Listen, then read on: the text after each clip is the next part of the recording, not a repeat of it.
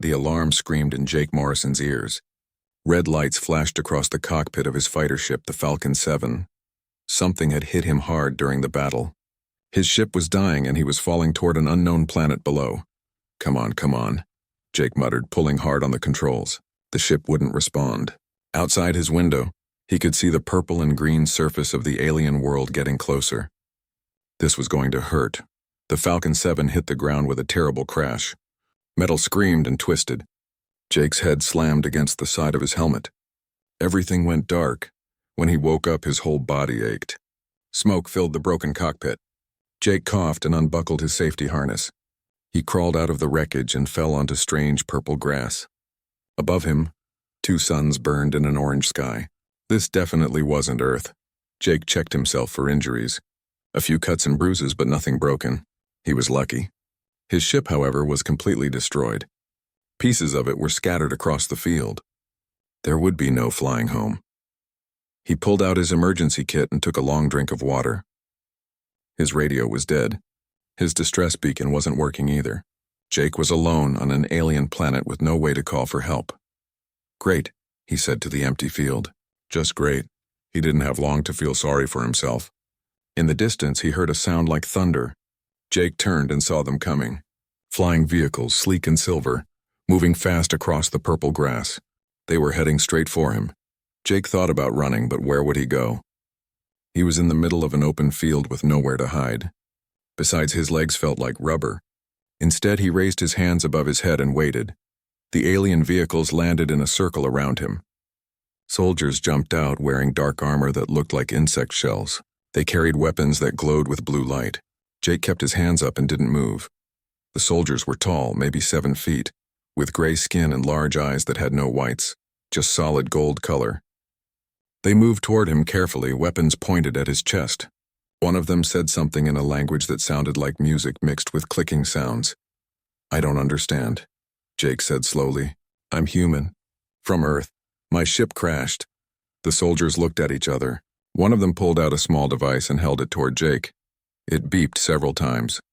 The soldier nodded and spoke into a communication device on his wrist. They grabbed Jake roughly, pulling his arms behind his back. Something cold and metal locked around his wrists. The soldiers pushed him toward one of their vehicles. Jake didn't resist. There was no point. He was one human against a dozen armed aliens on their home planet. The vehicle lifted off the ground and flew toward a massive city in the distance. Jake stared out the window at the alien world. Tall buildings reached toward the sky, made of materials that seemed to shimmer in the sunlight. Flying vehicles filled the air like birds. It was beautiful and terrifying at the same time. They landed on top of a large building that looked like a palace. The soldiers dragged Jake out and marched him through wide hallways. Other aliens stopped to stare at him. Some looked curious, others looked angry. Jake kept his eyes forward and tried not to show fear. Finally, they reached a large room with a high ceiling. At the far end sat a throne, but it was empty. The walls were covered in symbols Jake couldn't read. The floor was made of smooth black stone that reflected his image like a mirror. The soldiers made Jake kneel in the center of the room. They stood behind him, weapons still ready. Jake's knees hurt against the hard floor, but he stayed quiet. He didn't know what else to do. He waited there for what felt like hours, but was probably only 20 minutes. Then a door opened and she walked in. She was tall like the soldiers, but moved with grace and purpose. Her skin was a lighter gray, almost silver. She wore armor too, but hers was decorated with gold patterns. Her golden eyes fixed on Jake immediately, studying him like he was some kind of interesting puzzle. Behind her walked more soldiers and what looked like advisors in long robes. They all took positions around the room, but Jake couldn't look away from her. Even though she was an alien, even though she was probably here to decide if he lived or died, there was something about her that commanded attention. She walked right up to him and stopped. She was so close Jake could see his reflection in her armor. She said something in her language, her voice clear and strong. One of the advisors stepped forward, holding a device similar to what the soldier had used earlier. He touched it a few times and suddenly Jake could understand the words. I am Princess Lyra, commander of the planetary defense and daughter of Emperor Thane. You are human. Your kind has been attacking our trade ships for 3 months. You will tell me where your fleet is hiding or you will die. Those are your only choices. Jake looked up at her. Her face showed no emotion, no mercy, but her eyes were sharp and intelligent. This was not someone who made empty threats. "My name is Lieutenant Jake Morrison," he said, his voice steady despite his fear. "I'm a pilot in the Earth Defense Force, and I'm not telling you anything." A murmur went through the room. The advisors looked shocked. One of the soldiers moved forward, raising his weapon, but Princess Lyra held up her hand. He stopped immediately. She leaned down, bringing her face closer to Jake's. "You would choose death over betraying your people, even though they cannot help you now? Even though you are alone far from home with no hope of rescue?" "Yes," Jake said simply. For a long moment, she just stared at him. Jake couldn't read her expression. Was that surprise? Respect? Anger? He had no idea. Finally, Princess Lyra stood up straight. She spoke to her soldiers in their language. They grabbed Jake's arms and pulled him to his feet. "Take him to a holding cell," she said, and the translation device made her words clear to Jake. "Not the prison. The guest quarters in the East Wing. Make sure he has food and water." The advisors looked confused. One of them started to protest, but Lyra cut him off with a sharp gesture. "This human interests me," she said. "I want to understand what makes his kind so stubborn. Perhaps that understanding will help us defeat them." She looked at Jake one more time.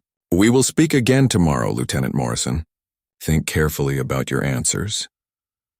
As the soldiers dragged him away, Jake looked back over his shoulder. Princess Lyra was watching him go, her golden eyes thoughtful. He had no idea what would happen next, but at least he was still alive. That was something. The room they gave Jake was nothing like a prison cell. It had a soft bed, a window that looked out over the alien city, and even a bathroom. The food they brought him was strange but edible. Purple fruits that tasted like apples, bread that was slightly sweet, water that was clean and cold, but he was still a prisoner. The door was locked from the outside. Guards stood in the hallway at all times. Jake was trapped, no matter how nice the room was. He spent the first day staring out the window, watching the alien city below. Flying vehicles moved in organized patterns through the air. People walked through the streets, going about their lives. It looked peaceful, orderly, nothing like the war he had been fighting. On the second day, they came for him. 2 guards escorted Jake through the palace hallways. They didn't bind his hands this time, which he took as a good sign. They led him to a smaller room, more like an office than a throne room. Books lined the walls, or at least what looked like books. A large desk sat in the center, covered with papers and glowing screens. Princess Lyra stood by the window, her back to him. She was still wearing armor, but lighter than before. She turned when he entered. "Sit," she said, gesturing to a chair across from the desk. Jake sat. The guards left, closing the door behind them. Now it was just the 2 of them. Lyra walked to her desk and sat down. She studied Jake for a moment before speaking. "I have read reports about humans. Your species reached faster than light travel only 50 years ago. You are young in the galaxy, inexperienced, yet you fight with surprising effectiveness. Why is that?" Jake wasn't sure how to answer. "Maybe because we don't know we're supposed to lose." Something flickered across her face. Amusement, maybe. An interesting answer. "Tell me about Earth, Lieutenant Morrison. What kind of world produces people like you?" "People like me? Stubborn, defiant, willing to die rather than submit." Jake thought about it. Earth is complicated. We have over 200 countries, hundreds of cultures and languages. We argue a lot, fight sometimes, but when something threatens all of us, we come together. We don't like being told what to do, especially by people who think they're better than us. Lyra leaned back in her chair. On Varthia, we have order. Everyone has their place, their duty. The Emperor commands and we obey. It has been this way for 1,000 years. It brings peace and stability. Sounds boring, Jake said before he could stop himself. He expected her to get angry, but instead she just looked thoughtful. Perhaps, but it works. Your human chaos leads to conflict and waste. Our chaos also leads to new ideas, progress, change. Change is not always good. Standing still isn't always safe. They stared at each other across the desk. Jake realized he was actually debating with an alien princess who could have him killed with a word. But she didn't seem angry. She seemed interested. "Tell me about your military," Lyra said. "How do you choose your leaders?" "Merit, mostly. You prove yourself in training, in combat. You earn your rank." "It is the same here. I earned my position as commander." "Did you? Or did you get it because you're the Emperor's daughter?" Now her eyes flashed with anger. Jake tensed, ready for guards to rush in. But Lyra controlled herself. When she spoke, her voice was cold. "I have fought in 30 battles. I have never lost. I graduated top of my class in military academy. I have killed enemies with my own hands. I earned my position, human." "I didn't mean to insult you," Jake said, and he meant it. "I'm just trying to understand. You think because I am female, I am weak, that I was given my rank? No, I think you're probably very good at what you do. I just wonder if you had the choice. On Earth, people choose their own paths. Here, it seems like everything is decided for you." Lyra stood up and walked to the window again. Jake watched her back, the way she held herself so straight and stiff. He had touched something, some nerve he didn't fully understand. "You are right," she said quietly. "I did not choose this path. It was expected of me. The Emperor's daughter must serve, must prove the family's strength. But I have never questioned it before. This is simply how things are." She turned to look at him. "These questions you ask, they are dangerous. They make me think about things I should not think about. Maybe that's not a bad thing." Before she could answer, an alarm rang through the palace. Lyra's expression changed instantly from thoughtful to alert. She touched a communication device on her wrist and spoke rapidly in her own language. Her face grew serious. "There is a situation," she said to Jake. "The outer territories are in rebellion. They refuse to pay taxes, refuse to follow imperial law. I have been ordered to take troops and end the uprising." She looked at him strangely. "The Emperor has ordered that you come with me." "What? Why?" "He believes you may be useful. Your perspective on tactics may provide insight into human strategy. Or perhaps he simply wants to remind me what happens to those who defy the Empire." She moved toward the door, then paused. "Either way, you have no choice. Be ready to leave in 1 hour." Jake stood up. "Are you serious? You're taking a prisoner. Into a war zone? You will be under guard at all times. Try to escape and you will be shot. Interfere with our mission and you will be shot. Do exactly as I say and perhaps you will survive." She left before Jake could respond. He stood alone in the office, his mind racing. This was either an opportunity or a death sentence, maybe both. An hour later, Jake found himself on a military transport ship with Princess Lyra and 50 Varthian soldiers. They flew for hours over strange landscapes. Purple forests gave way to red deserts, then to mountains that looked like broken glass reaching toward the sky. Finally, they reached a settlement built into a canyon. It looked poor compared to the capital city. Buildings were made of simple materials, not the shimmering stuff of the palace.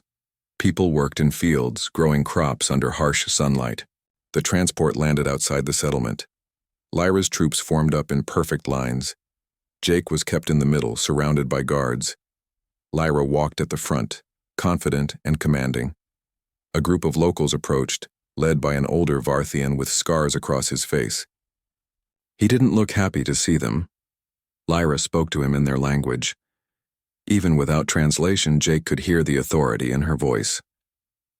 The old Varthian responded, his voice rising with anger. Others from the settlement gathered behind him, watching nervously. The argument went on for several minutes. Jake watched Lyra's body language. She was tense, ready for violence. Her hand rested near her weapon. This was going to go bad. The old Varthian made a gesture, something sharp and final. He turned his back on Lyra and started to walk away. It was an insult, Jake realized, a sign of disrespect. Lyra's hand moved to her weapon. The soldiers around Jake raised their rifles. This was it. They were going to massacre these people for refusing to obey. Without thinking, Jake called out, "Wait!" Everyone turned to look at him. Lyra's golden eyes were wide with surprise. A guard hit Jake in the back with the butt of his rifle, but Jake stayed standing. "What are you doing?" Lyra demanded. "Giving you another option," Jake said. "Before anyone dies." The old Varthian stared at Jake with surprise. A human? Speaking up? On an alien world? In the middle of a military operation? Lyra walked toward Jake slowly. She looked furious. "You have no authority here, prisoner. You have no right to speak." "Maybe not," Jake said. "But I have eyes. These people are poor, hungry. You're here to force them to give away food they need to survive. Is that really strength? Is that really honor? You know nothing of our ways. I know what's right and what's wrong. That's universal." For a long moment, Lyra just stared at him. Jake could see the conflict in her eyes. Duty versus doubt. What she had always been taught versus what she was beginning to question. Finally, she turned back to the old Varthian. She spoke, her voice different now. Not commanding, but asking. The old man looked surprised, then thoughtful. They talked for a long time. Jake couldn't understand the words, but the tone changed. Less angry, more careful. Finally, the old Varthian nodded. Lyra walked back to Jake. "We have reached an agreement. They will pay partial taxes this year and we will send aid to help with their harvest. The Emperor will not like it, but it prevents bloodshed today." "That was the right choice," Jake said. Perhaps I have just shown weakness that will encourage more rebellion." She looked at him and something had changed in her eyes. "Come, we have a long flight back to the capital, and you and I need to talk more, Lieutenant Morrison."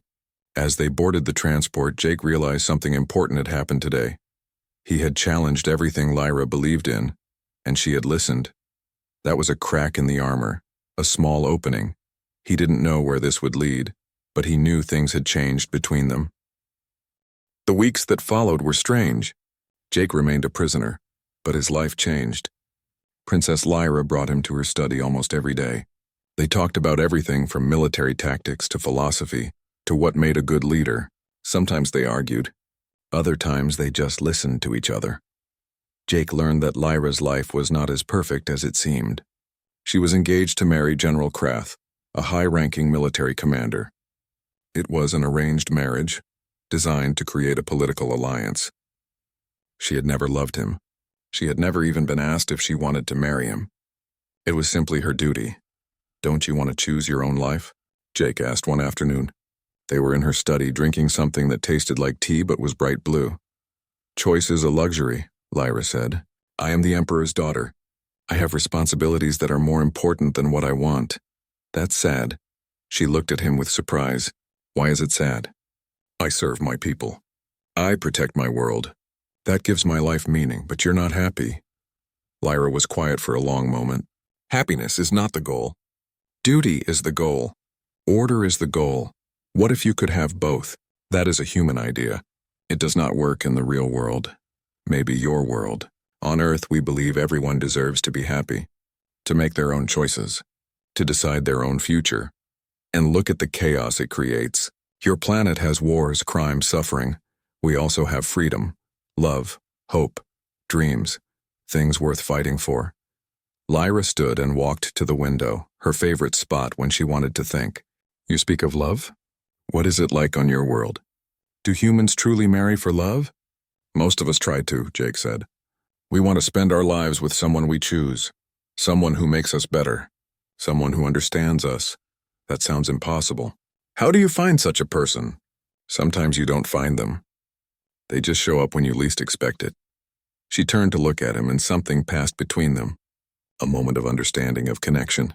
Then Lyra looked away quickly. "I must prepare for the council meeting," she said. "The Emperor wants a report on the situation in the outer territories. You should return to your quarters." Jake left, but he couldn't stop thinking about that look in her eyes. Something was growing between them, something dangerous and impossible. He was a human prisoner. She was an alien princess engaged to another man. Nothing could happen, but the heart doesn't care about logic. The next day, everything changed. Jake was in his room when he heard shouting in the hallways. Alarms rang through the palace. He went to his door and found it unlocked. The guards were gone. Something was very wrong. He stepped into the hallway carefully. Smoke filled the air. In the distance, he could hear weapons firing. Jake moved toward the sound, keeping close to the walls. He found Lyra in the throne room. She was fighting 3 attackers, her movements fast and deadly, but she was outnumbered.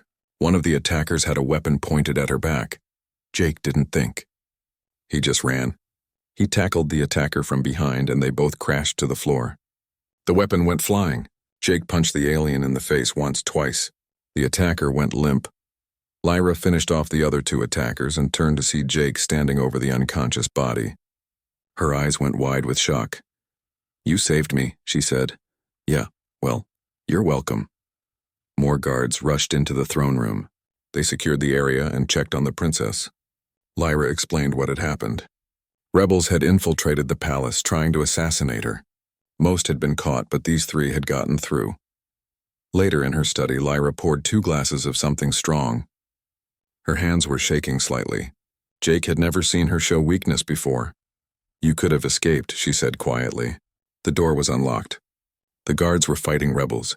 "You could have run." "I know, why didn't you?" Jake took a sip of his drink. It burned going down. "Because you needed help. Because it was the right thing to do." "I don't understand you, Jake Morrison. You are my prisoner. I am your enemy. Yet you risk your life to save mine. You're not my enemy. Not anymore." She looked at him, really looked at him, and Jake saw something crack in her careful control. "The Emperor has demanded a full investigation into how the rebels got inside. He is angry. He wants someone to blame. Will you be okay?" "I don't know." She set down her glass and walked to the window. The 2 suns were setting, painting the sky in shades of orange and purple. "I have been thinking about what you said. About choice. About happiness. About finding someone who understands you." Jake's heart started beating faster. "Lyra, I have been reviewing reports about the rebellion. I wanted to understand why our people would turn against the Empire. What I found was disturbing." She pulled up images on her desk screen. Villages destroyed for minor rule violations. People imprisoned for speaking against the Emperor. Resources taken from the poor to feed the rich. That's terrible. It is what I have been doing. Following orders. Enforcing the Emperor's will. I never questioned it before. I never saw the suffering I was causing. She turned to face him. "You made me see it, Jake. You made me question everything. I didn't mean to cause trouble. Yes, you did. And I'm grateful for it, even though it makes everything more complicated." Before Jake could respond, the door opened. General Krath walked in, his armor polished and perfect. He was tall even for a Varthian, with a scar across his jaw that made him look cruel. "Princess Lyra," he said, ignoring Jake completely. "The Emperor requests your presence. The investigation has revealed disturbing information about your recent decisions in the Outer Territories." Lyra's face became a mask of control. "What information?" "You showed mercy to rebels. You reduced their taxes instead of punishing them. Some believe you are sympathetic to the rebellion. The Emperor wants answers. I prevented a massacre. I found a peaceful solution. You showed weakness." Krath finally looked at Jake, his golden eyes filled with disgust. "Perhaps the human has infected you with his soft ideas. This is why prisoners should be executed, not kept as pets." "Careful, General," Lyra said, her voice cold. "You forget yourself." "No, Princess. You forget yourself. You forget your duty, your honor, your place. The Emperor will remind you." He turned and left without waiting for a response. Lyra stood very still for a moment. Then she slammed her fist down on the desk. "This is because of Krath. He wants to undermine me, to make me look weak before the Emperor. He fears any challenge to his power. What will you do?" "I don't know." She looked at Jake, and he saw fear in her eyes for the first time. "The Emperor could remove me from command. He could force me to marry Krath immediately to restore my honor. He could even execute you to prove I am not influenced by humans." Jake felt cold. He had known he was in danger, but hearing it said out loud made it real. "Then I guess we need a plan." "There is no plan. There is only duty. I must face the Emperor and accept whatever he decides." "No." "What do you mean, no?" Jake stood up and walked toward her. "I mean you don't have to accept it. You can make your own choice. You can stand up for what you believe is right." "That would be rebellion." "Maybe, or maybe it's leadership. Real leadership, not just following orders. You don't understand what you're asking. If I defy the Emperor, I lose everything. My position, my family, possibly my life. But you'd have yourself, your integrity, your freedom. Lyra laughed, but it was a bitter sound. Freedom. Such a human word. Such an impossible dream. It doesn't have to be. They stood close now, closer than they had ever been. Jake could see himself reflected in her golden eyes. He could see the war happening inside her, duty against desire, training against truth. Tomorrow I must face the Emperor, she said quietly. He will test me. He will ask me to prove my loyalty. I think he will ask me to order your execution. Jake felt his stomach drop. And will you? That is what I am supposed to do. That is my duty. But is it what you want to do? Lyra reached out and touched his face, a brief, gentle gesture that shocked them both. No, she whispered. It is not what I want. But want has never mattered before. Why should it matter now? Because you're not the same person you were when I crashed here. Because I'm not your enemy. Because something has changed between us and we both know it. She pulled her hand back quickly. This is impossible. You are human. I am Varthian. You are a prisoner. I am a princess. There is no future for us. Maybe not. But that doesn't make it less real. Lyra turned away, her shoulders tense. You should go back to your quarters. Lock your door. If the Emperor orders your execution tomorrow, perhaps you can use the confusion to escape. I will make sure the guards near the east gate are minimal. Lyra, I'm not running. Then you are a fool. Probably. But I'm not leaving you to face this alone. She didn't turn around. Go, Jake, please. He wanted to argue more, but he could hear the pain in her voice. So he left, walking back to his quarters through empty hallways. Tomorrow would bring answers one way or another. But tonight, in the darkness, Jake realized something important. Somewhere between the arguments and the debates, between the questions and the answers, he had fallen for her. For the alien princess who was supposed to be his enemy. For the woman behind the armor and the duty and the careful control. He loved her. And that was going to make everything much more complicated. Morning came too fast. Guards arrived at Jake's door before sunrise. They weren't the usual guards who had become almost friendly over the weeks. These were Imperial guards wearing black armor and carrying heavy weapons. They bound Jake's hands and marched him through the palace. They brought him to the great throne room, the same place he had first met Lyra. But now it was filled with people. Nobles in fancy robes, military officers in dress uniforms, advisors and politicians all standing in neat rows on both sides of a long walkway. At the end sat Emperor Thane on his throne. He was massive, bigger than any Varthian Jake had seen. His golden eyes were cold and calculating. Next to him stood General Krath looking smug. The guards forced Jake to his knees in the center of the room. Everyone stared at him. He felt like an animal on display. He kept his face neutral, refusing to show fear even though his heart was pounding. Princess Lyra entered through a side door. She walked with her usual grace and confidence, but Jake could see the tension in her shoulders. She wore her full military dress armor, polished until it shone. She looked beautiful and dangerous. She took her place, standing before the throne, not looking at Jake. The Emperor spoke, his voice deep and commanding. The translation device one of the guards carried made his words clear. Princess Lyra, my daughter, you stand before me to answer questions about your conduct. You have shown mercy to rebels. You have reduced taxes without authorization. You have kept a human prisoner alive for weeks when he should have been executed. Explain yourself. Lyra bowed her head slightly. Father, I have always served the Empire faithfully. Every decision I made was to strengthen our position and prevent unnecessary bloodshed. The rebels in the outer territories were starving. Killing them would have created martyrs and more rebellion. The compromise I reached has brought peace. Peace built on weakness, General Krath said. Already other territories are demanding similar treatment. Your mercy has been seen as an invitation to disobey. Or it has been seen as justice, Lyra replied. Our people are suffering under harsh taxation. Perhaps if we listened to their concerns rather than crushing all dissent, we would have true loyalty instead of fearful obedience. A murmur went through the crowd. Nobles whispered to each other. This was dangerous talk, challenging the very foundation of the Empire. The Emperor's eyes narrowed. You sound like a rebel yourself, daughter. Have you forgotten your place? I have forgotten nothing. I am trying to protect the Empire by addressing problems before they destroy us from within. The human has corrupted your thinking. The Emperor gestured toward Jake. This creature should have been executed immediately. Instead, you have spent time with him, allowed him into your study, even brought him on military operations. Why? Lyra hesitated just for a moment. I believed understanding human tactics would help us in the war. And what have you learned?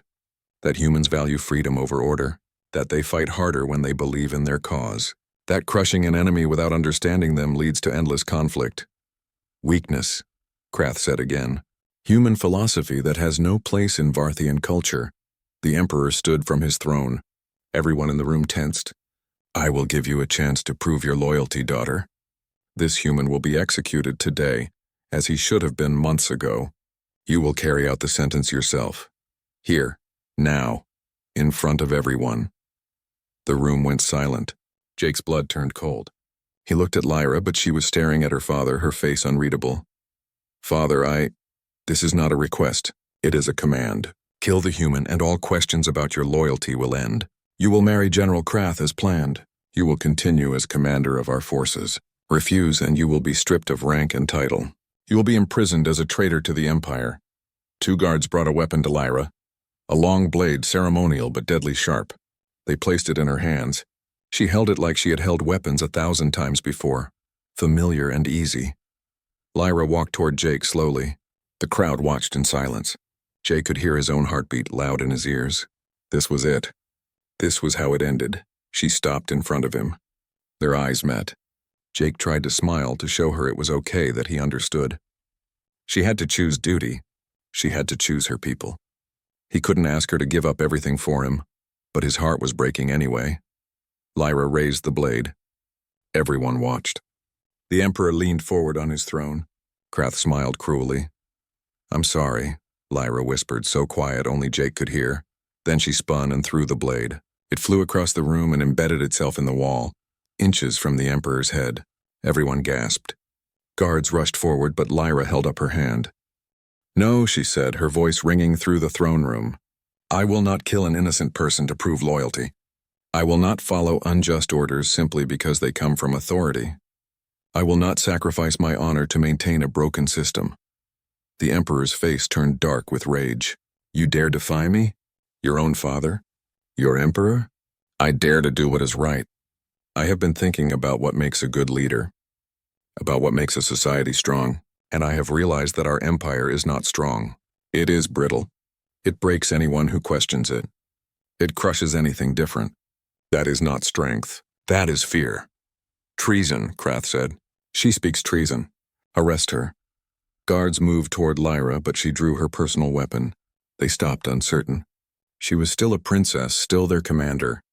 They didn't know what to do. I am not asking you to follow me into rebellion, Lyra said to the guards. I am asking you to think for yourselves. Look around this throne room. Look at the nobles who have never gone hungry. Look at the Emperor who has never seen the suffering in the outer territories. Then think about the people you are meant to protect. Who are you really serving? Some guards lowered their weapons. Others looked confused. The crowd was murmuring now, louder and louder. The Emperor roared with anger. Enough! General Krath, take command. Execute both the princess and the human. Restore order. Krath drew his weapon and aimed it at Lyra. But before he could fire, the doors to the throne room burst open. Soldiers rushed in, dozens of them. But they weren't Imperial guards. They wore the markings of the outer territories. Rebels. Leading them was the old Varthian from the settlement, the one Lyra had made peace with weeks ago. He walked straight up to the Emperor. Your rule is over, the old rebel said.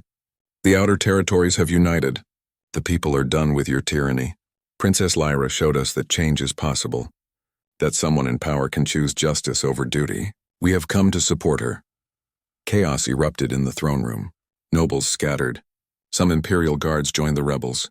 Others stayed loyal to the Emperor. Fighting broke out in corners of the room. 2 rebels cut Jake's bonds free. He stood up, rubbing his wrists. Lyra backed toward him, her weapon still drawn, watching all sides. I didn't plan this, she said to Jake. I swear. I know. But we need to get out of here. Where can we go? I have just declared war on the Empire. I have lost everything. Not everything. Jake took her hand. Even in the middle of chaos, the touch sent electricity through him. You still have your integrity, and you're not alone. More soldiers poured into the throne room. The fighting intensified. The Emperor was escorted out by his personal guard. Krath fought against 3 rebels, his movements vicious and precise. Lyra pulled Jake toward a side exit. They ran through corridors as alarms blared. Behind them, Jake could hear weapons fire and shouting. The palace was becoming a war zone. They made it to a hangar where military transports were kept. Lyra commandeered one using her command codes. They climbed aboard just as Imperial guards rushed into the hangar. The transport lifted off as energy blasts hit its hull. Lyra piloted with skill, weaving between palace towers and diving toward the city below. More vehicles pursued them, but she outmaneuvered them through narrow streets and under bridges. Finally, they broke free of the city and flew toward the mountains. The pursuing ships fell back, probably waiting for reinforcements. Lyra set course for the outer territories where the rebels had their base. Only then did she let out a long breath and relax her grip on the controls. "I just started a civil war," she said. "I just betrayed my father and my empire. You stood up for what you believe in. That takes courage. Or insanity." She looked at him and Jake saw tears in her golden eyes. "I gave up everything for you. My title, my family, my entire life, and I don't even know if it was the right choice." Jake moved closer to her. "Lyra, you didn't do this for me. You did it for yourself, for your people, for everyone suffering under a cruel system. You became the leader you were always meant to be, not the one you were forced to be. What if I fail? What if the rebellion is crushed and all this sacrifice means nothing? Then at least you tried. At least you fought for something real." She turned away from the controls and looked at him fully. "I am terrified, Jake. I have always known my path, always followed orders. Now I have no idea what comes next. Now you get to choose. That's the beauty of freedom. It's scary, but it's also amazing." The transport flew on through the alien sky, carrying them toward an uncertain future. Behind them, the capital city grew smaller. Ahead, mountains rose like promises and threats all at once. Jake thought about everything that had happened since he crashed on this world. He had been a prisoner, then an advisor, then something more. He had watched Lyra transform from a dutiful soldier into a revolutionary leader. And somewhere along the way, he had fallen completely in love with her. But he still hadn't told her. And now, with war beginning and their lives in danger, he wondered if he ever would. The moment would have to come. But not yet. For now, they had to survive. The rebel base was hidden in the mountains, built into caves that protected it from orbital scans. Lyra landed the transport, and they were immediately surrounded by armed rebels.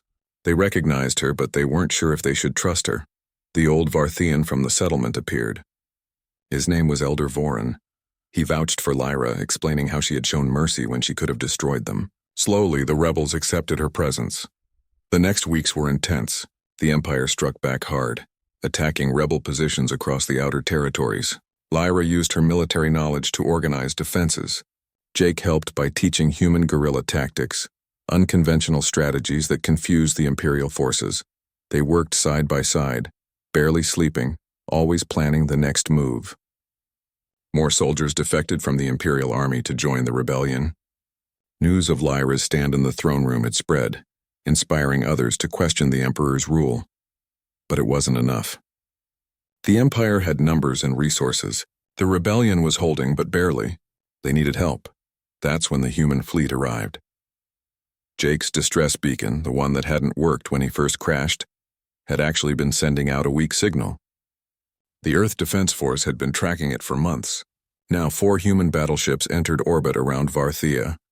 Captain Lisa Grant of the battleship Destiny contacted the planet, demanding to speak with whoever held Lieutenant Jake Morrison.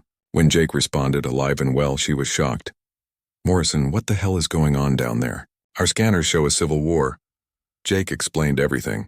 His crash, his capture, meeting Lyra, the growing rebellion, the fight for freedom. Captain Grant listened carefully. "So you want us to help overthrow an alien government? I want you to help people who are fighting for the same things we believe in. Freedom, justice, the right to choose their own leaders." "That's a big ask, Lieutenant. We came here to rescue you, not start an interstellar incident. I'm not asking you to invade. Just help level the playing field. Give the rebels a chance to win on their own." There was a long silence. Finally, Captain Grant spoke. "I'll need to discuss this with my officers. But Morrison, I'm glad you're alive." The next day, Captain Grant came down to the rebel base herself.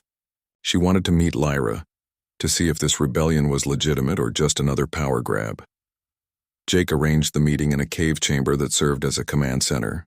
Maps covered the walls. Rebel leaders stood around a central table, and Lyra waited, looking more nervous than Jake had ever seen her. Captain Grant entered with 2 Marines as escorts.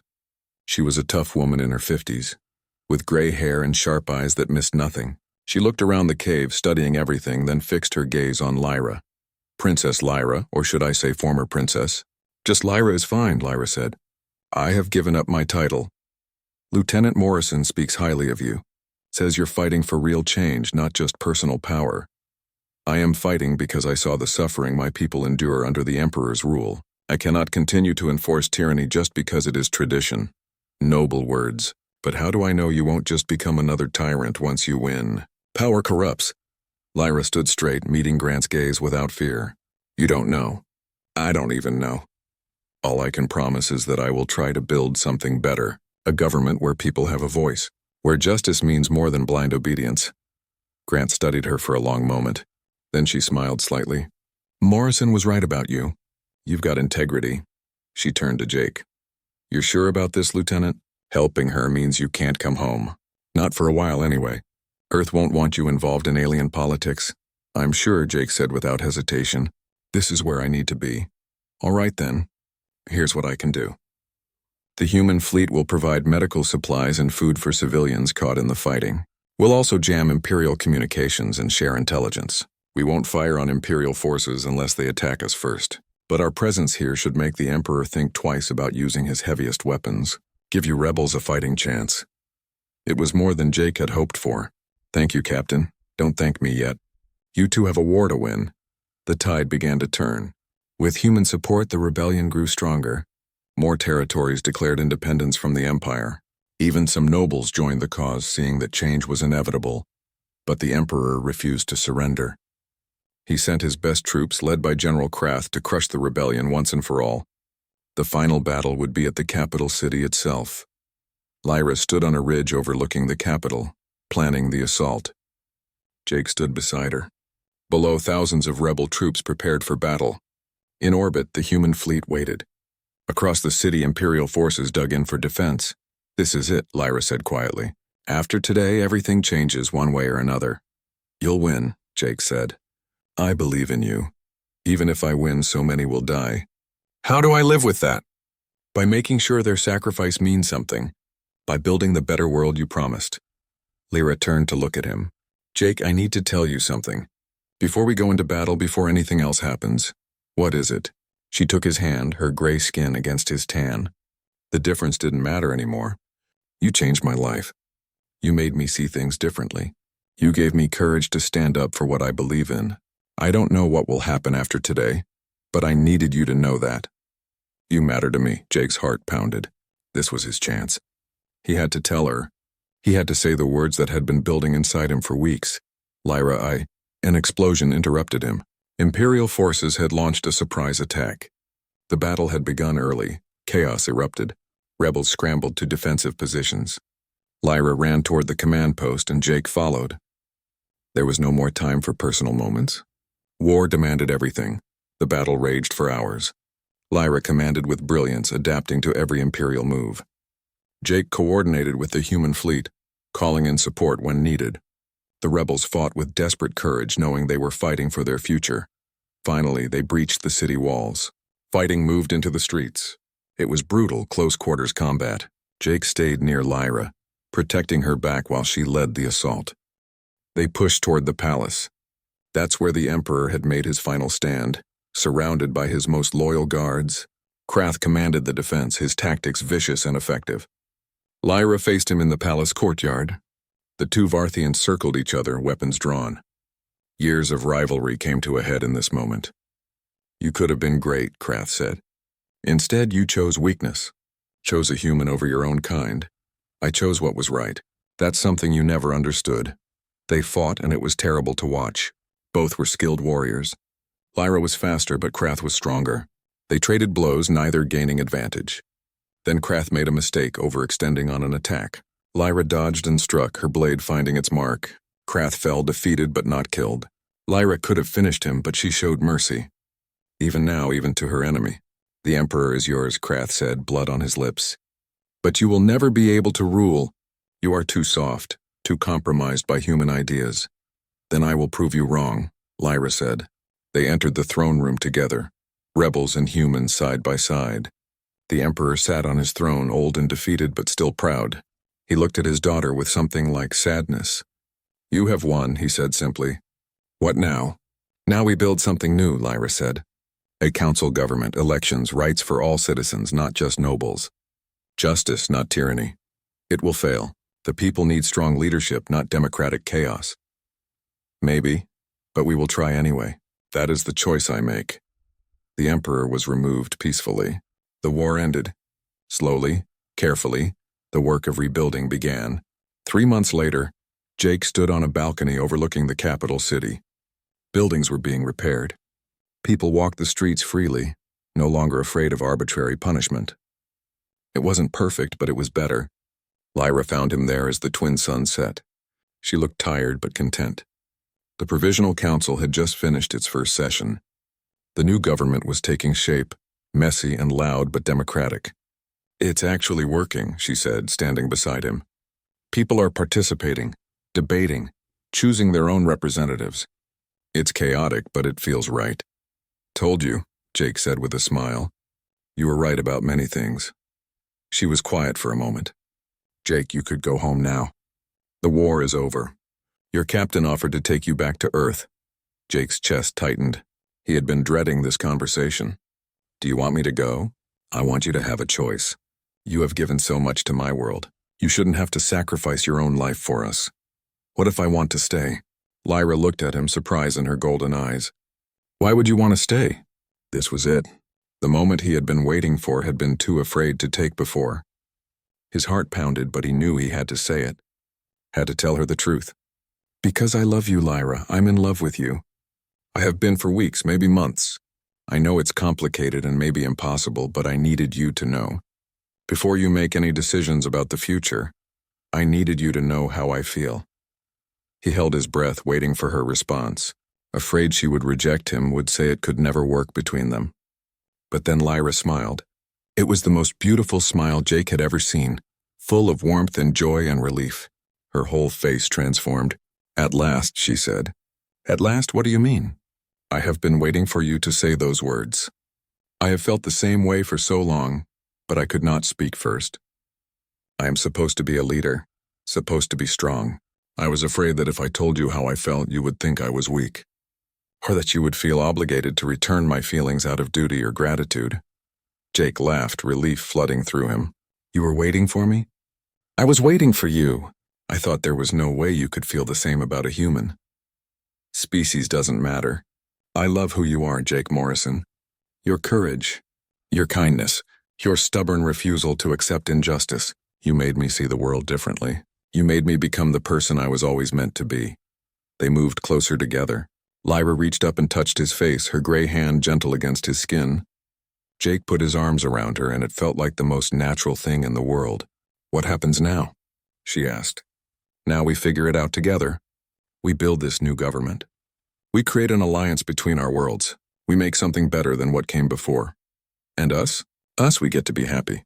We get to choose our own future just like you wanted.